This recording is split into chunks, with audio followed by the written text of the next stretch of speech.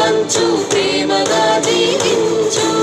హింసలెందుకు సమస్యలను నవ్వుతో పరిష్కరించు. ప్రేమ పంచు ప్రేమగా దీవించు.